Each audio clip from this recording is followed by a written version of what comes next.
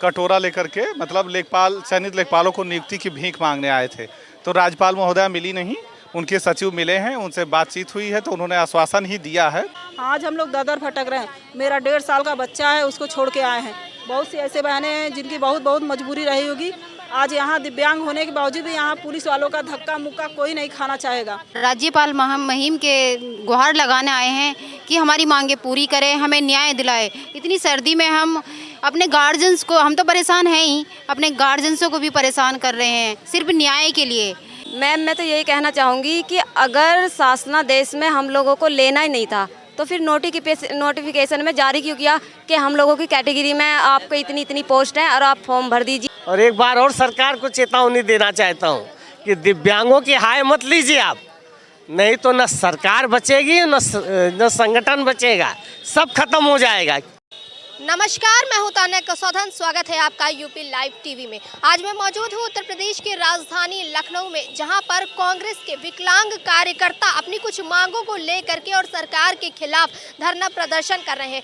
आज ये जमीन पर बैठे हैं तो सरकार के खिलाफ बैठे हैं और अपनी मांगों को लेकर के बैठे हैं। तो चलिए हम सबसे पहले इनसे बात करते हैं और जानते हैं कि आखिर इनकी क्या मांगे हैं, अपनी किस मांगों को लेकर के ये धरना प्रदर्शन कर रहे हैं। तो सबसे पहले आपको दिखाती हूँ मैं कि ये देखिए एक पोस्टर लेकर के खड़े हैं, एक पोस्टर लेकर के खड़े हैं। तो इसमें आइए पूछते हैं कि आखिर इन लोग की मांगे। बताइए सबसे पहले कि आप लोगों की मांगे क्या? हमारी मांगे यही कि जो हमारी 188 सीटें रिक्त हैं वो हम दिव्यांग भाइयों बहनों को दे दिया जाए। और हम लोग इसीलिए आज राज्यपाल महोदया से कटोरा लेकर के मतलब लेखपाल चयनित लेखपालों को नियुक्ति की भीख मांगने आए थे। तो राज्यपाल महोदया मिली नहीं, उनके सचिव मिले हैं, उनसे बातचीत हुई है तो उन्होंने आश्वासन ही दिया है।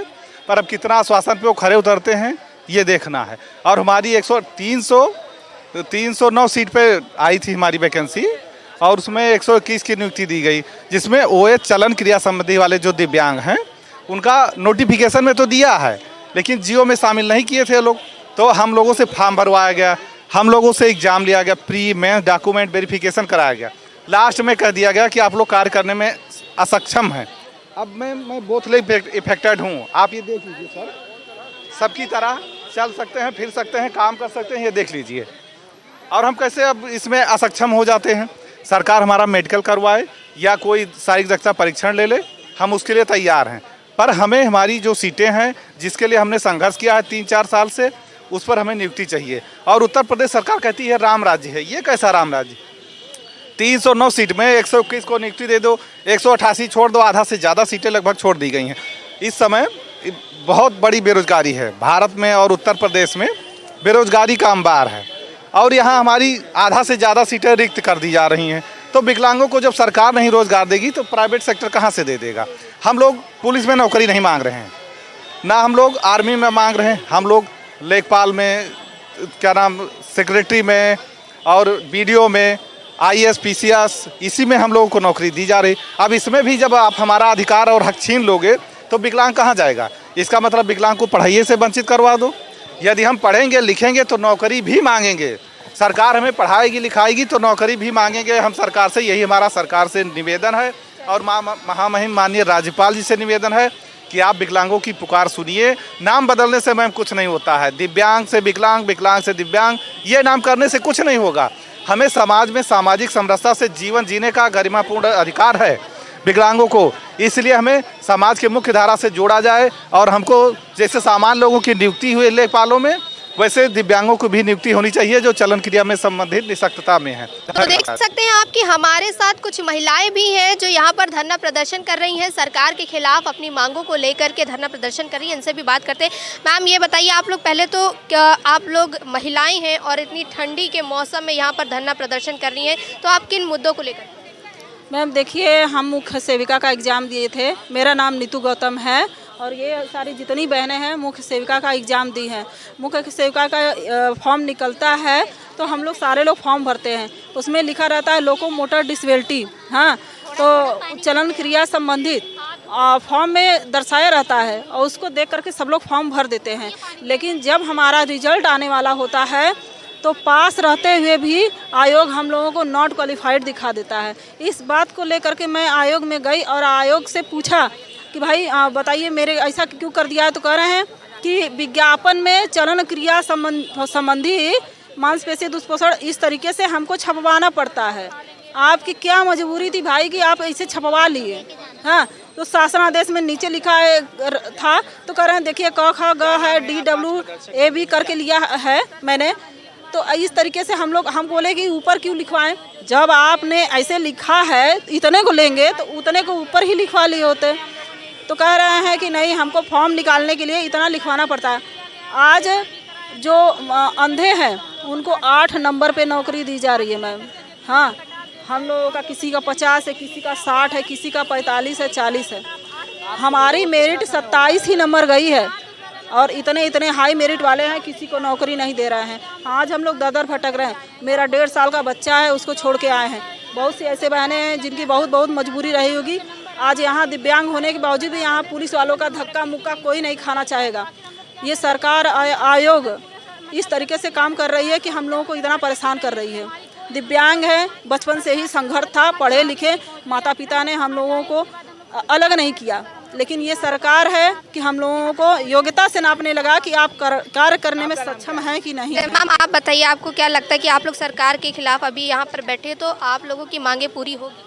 हाँ मैम, बहुत उम्मीद के साथ हम राज्यपाल मुहिम के गुहार लगाने आए हैं कि हमारी मांगे पूरी करें, हमें न्याय दिलाए। इतनी सर्दी में हम अपने गार्जियंस को, हम तो परेशान हैं ही, अपने गार्जियंसों को भी परेशान कर रहे हैं सिर्फ न्याय के लिए कि हमें न्याय मिल जाए। बस हमको लगता है न्याय मिलेगा? हाँ मैम, हम बहुत उम्मीद के साथ आए हैं। हम पहले भी धरना दिए हैं इको गार्डन में, वहाँ हमारी किसी ने कुछ नहीं सुनी। आज हम बहुत उम्मीद के साथ आए हैं कि हमें न्याय मिलेगा और हम आगे भी, अगर नहीं मिला तो हमारी आगे भी यही प्रोसेस रहेगी। हम ऐसे ही धरना करेंगे जब तक न्याय नहीं मिलेगा। बताइए आपको क्या लगता है, आप लोग धरने पे बैठी हैं, इस तरह से आप लोग विकलांग होते हुए भी धरने पे बैठी, तो कहीं ना कहीं ये सरकार की नाकामी हासिल हो रही है आप लोगों को? जी, तो क्या कहना चाहेंगे सरकार? मैम मैं तो यही कहना चाहूँगी कि अगर शासनादेश में हम लोगों को लेना ही नहीं था तो फिर नोटिफिकेशन में जारी क्यों किया कि हम लोगों की कैटेगरी में आपको इतनी पोस्ट है और आप फॉर्म भर दीजिए। हमने फॉर्म भरा, हमने प्री दिया, मेंस दिया, डॉक्यूमेंट वेरिफिकेशन कराया लेखपाल का, और फिर उसके बाद मुख्य सेविका में देख लो, इन्होंने सेम प्रक्रिया उसमें भी ऐसे ही कर दिया। मतलब ये लोग चाहते क्या है? हमारा मजाक, मतलब पहले ही, एक तो हमारा मजाक पहले ही बन चुका है। इतना संघर्ष करने के बाद हम संघर्ष ही रहेगा जब तक जिएंगे, और ऊपर से ये आयोग वाले सरकार हमारा मजाक उड़ा रही है। मतलब हमें कह रही है कि आप पेपर दो, फार्म भरो, और जब हम क्वालिफाई कर लेते हैं पेपर को तो ये कह देती कि आप एलिजिबल नहीं हो, आप सक्षम नहीं हो। बताइए, हम 12-13 घंटे का सफ़र करके रात में इतनी ठंडी में यहाँ आए हैं, क्या हम सक्षम नहीं है? हमने DV कराया, हम अकेले अपने घर से आते हैं, क्या हम सक्षम नहीं है?